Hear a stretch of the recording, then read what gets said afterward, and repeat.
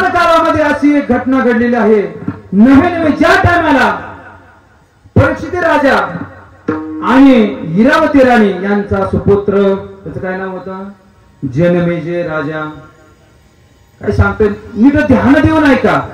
विधी करीत असताना, कोणताही विधी करीत असताना मन लावून आणि योग्य दिशेने असावा. जर योग्य दिशेने योग्य मार्गाने जर नसेल तर तो विधी केलेला फलद्रूप होत नाही. ज्या टायमाला आपले जनमेजय राजाचे वडील परीक्षित राजा सर्पदंशाने मरण पावली. आपल्याला हा इतिहास साधारणतः भागवतामध्ये आपण श्रवण केला असेल. 7 दिवसामध्ये कुणाचा उद्धार झाला, परीक्षित राजाचा उद्धार झाला 7 दिवसामध्ये. आपला सुद्धा उद्धार होण्यासाठी 7 दिवस लागतात. महाराज किती दिवस लागतात आपला कल्याण होण्यासाठी? वार किती आहेत? सोमवार, मंगळवार, बुधवार, गुरुवार, शुक्रवार, शनिवार, रविवार. किती दिवस आहेत? 7 दिवस ना. आपला जर उद्धार व्हायचा असेल तर आपल्याला किती दिवस लागतील? या 7 दिवसामध्येच आपला उद्धार होणार आहे, परंतु तात्काळ झाला पाहिजे. एकदा उरला खटवांग रायाचे आणि भाग्यदशा कैशी प्राप्त झाली. खटवांग रायाला तासामध्ये त्याचा उद्धार झाला. आपलं आयुष्य संपत चाललं, आयुष्य जात आहे. अगोदरच मी सांगितलं, जीवन संपत चाललं. आपले घडी घडी काळ वाटे याची पाहिजे. जीवन आपलं संपत चाललंय, परंतु आपला अजून परमात्माच्या मार्गाने दिशेने आणि विचार मात्र आपला होत नाही. मग जनमेजय नावाचा राजा ज्या टायमाला आपले पिता श्री परीक्षित राजा सर्पदंशाने मृत्यू पावले आणि मृत्यू पावल्यानंतर त्यांनी सर्पसत्र केला,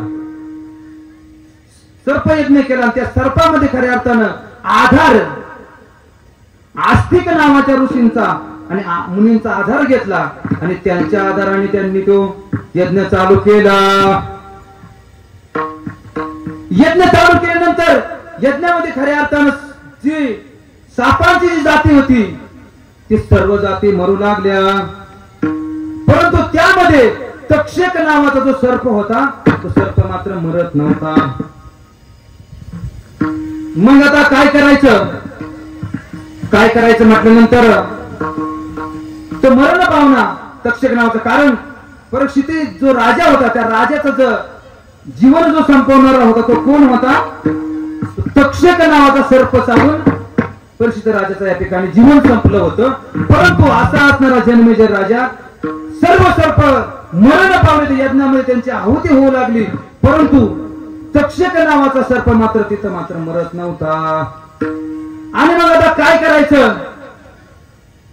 थोडा वेळ गेला, कारण तो जो तक्षक नावाचा जो सर्प होता त्या तक्षकाला ज्याचं सहकार्य लाभलं होतं तो मात्र होता इंद्रदेव. इंद्रदेवाचं सहकार्य त्याला मिळाल्यामुळं खऱ्या अर्थानं तो मरत नव्हता. मग आता हा यज्ञ कसा तरी थांबवायचा म्हणून खऱ्या अर्थानं तो तक्षक नावाचा जो सर्प होता तो ऋषींना पण शरण गेला आणि ऋषींना शरण गेल्यानंतर इंद्रदेवाने या ठिकाणी त्या यज्ञामध्ये आले, यज्ञाजवळ आले आणि यज्ञाजवळ आल्यानंतर काय केलं? ते ब्राह्मणाचं रूप धारण केलं, मुनीचं रूप धारण केलं आणि रूप धारण करून त्या ठिकाणी यज्ञ थांबवायला सांगितला. कुणाला? जनमेजय राजाला यज्ञ थांबवायला सांगितला. आणि मग यज्ञ थांबवल्यानंतर तक्षक नावाची जाती सर्पाची जात होती ती मात्र मरण पावली नाही. मग त्या ठिकाणी थोडा काळ उलटल्यानंतर इंद्रदेव ज्या टायमाला मूळ स्वरूपामध्ये आले त्या टायमाला जनमेजय राजा असणारा त्याला फार राग आला आणि राग आल्याबरोबर त्या ठिकाणी ब्राह्मण जो वेश धारण केला इंद्रदेवाने ज्या ठिकाणी जनमेजयकडे आले होते त्या टायमाला त्यांनी ब्राह्मणाचा वेश धारण केला होता. म्हणून त्यांनी ब्राह्मणांना निंद कर्म केलं. असं निंद कर्म केलं की सर्व ब्राह्मणांना या ठिकाणी वाईट म्हणून संबोधलं ब्राह्मण कुणीला. कारण वास्तविक पाहता जर या भारतामध्ये जर विचार केला जनमेजय राजाचे वडील परीक्षित राजाचे वडील अभिमन्यूचे वडील अर्जुनाचे वडील पांडुराजा यांनी सर्वांनी आणि त्यांचं प्रेम मात्र व्यासांवरती होतं, ब्राह्मणांवरती विशेष प्रेम होतं. परंतु यांनीच मात्र त्या जनमेजय राजांनी निंद कर्म केलं, ब्राह्मणांची निंदा केली आणि निंदा केल्यानंतर त्या ठिकाणी एक दिवस व्यास महर्षींच्या मनात दया आली. कारण त्यांनी व्यासांनी तर खऱ्या पांडुराजाचा सर्वांचा उद्धार केलेला आहे नाही का. कारण व्यास व्यासांचीच उत्पत्ती आहे ही सर्व. व्यास महर्षींना फार दुःख झालं.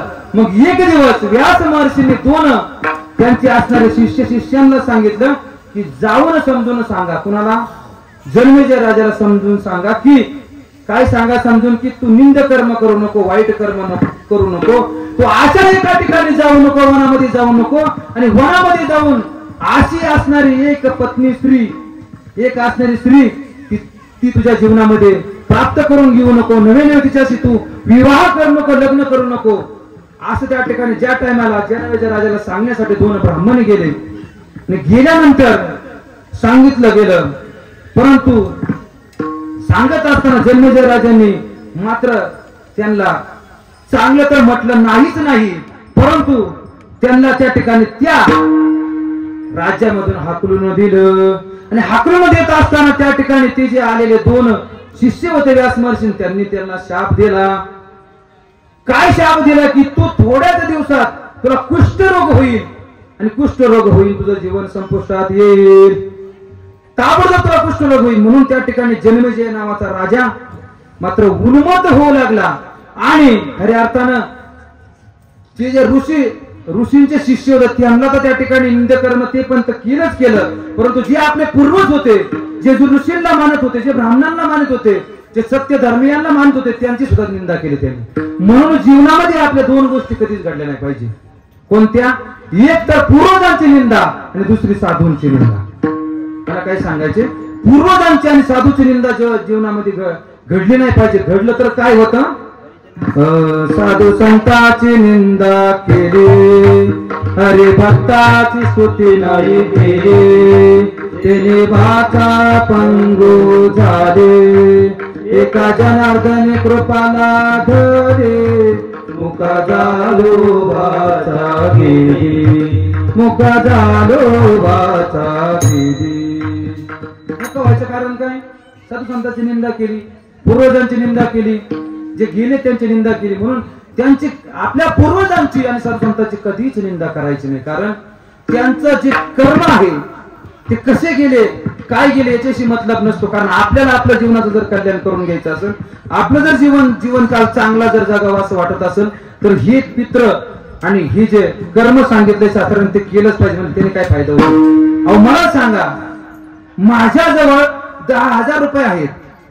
काय? माझ्याजवळ 10,000 रुपये आहेत.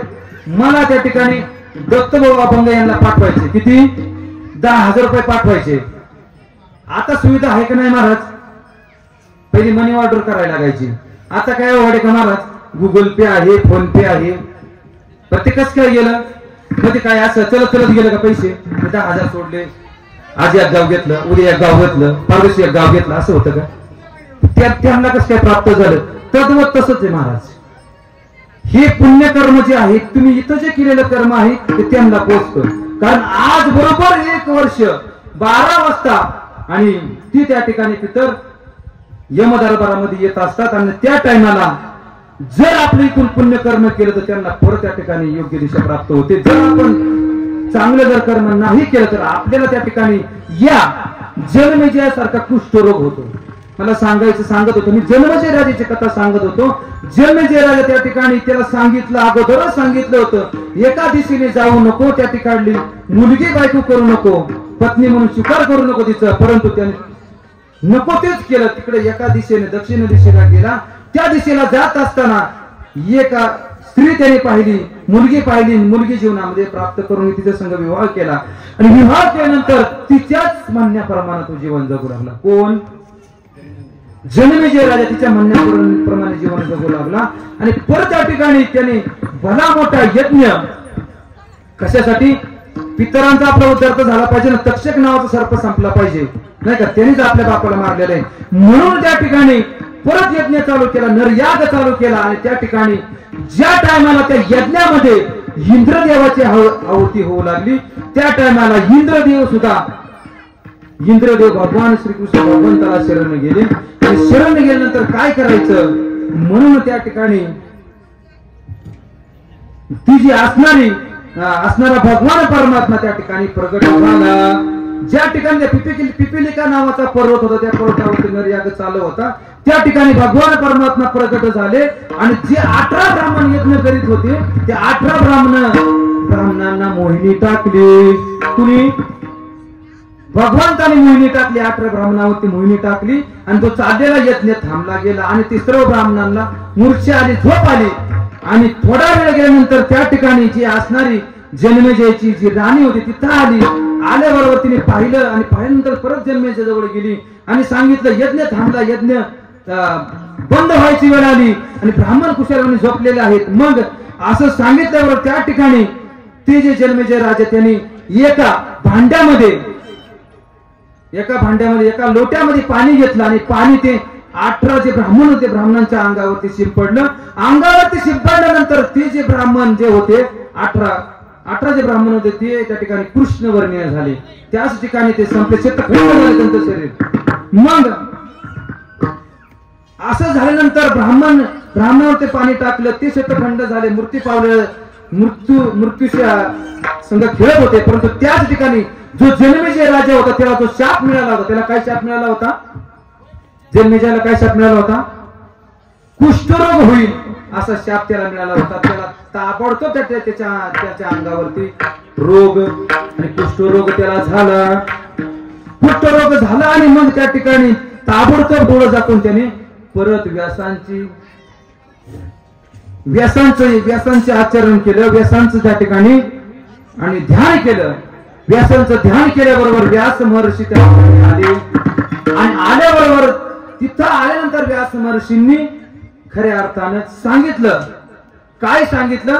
की तू याच ठिकाणी बसून तपश्चर्या कर. तपश्चर्या करायला सांगितलं. इकडं व्यास महर्षीने भगवंताला प्रसन्न करून घेतलं. भगवंतांना विचारलं आता या जन्मेजय राजाचा आणि बुद्धार आणि जे ब्रह्महत्या याच्याकडून घडलेले आहे 18 ब्राह्मण जे यज्ञाच्या कडेला जे पडलेले आहे त्यांचा उद्धार कसा होईल? मग त्या टाइमाला सांगितलं गेलं. काय सांगितलं गेलं?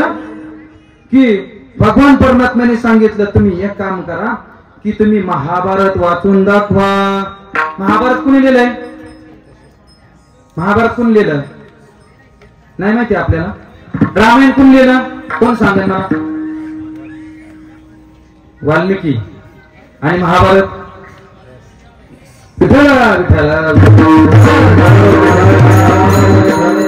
18 पर्वाचं जे महाभारत आहे, जे आपण महाभारत कथा पाहतो ना, ते कुणी लिहिलंय? व्यासांनी लिहिलंय.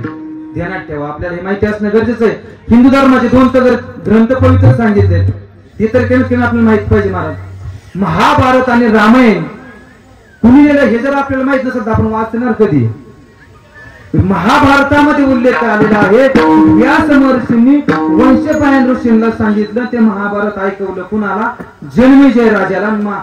ज्या टाइम जसे ते महाभारताचे 18 पर्व जे होते दररोज एक पर्व वाचत असताना एक ब्राह्मण जिवंत झाला. 18 पर्व वाचले आणि 18 पर्वामध्ये 18 दिवसामध्ये 18 ब्राह्मणांचा उद्धार झाला. आणि जन्मेजय राजाच्या अंगावरती जो कुष्ठरोग झाला होता त्याला जो रोग झाला होता तो रोग सुद्धा संपला. कशामुळे संपला?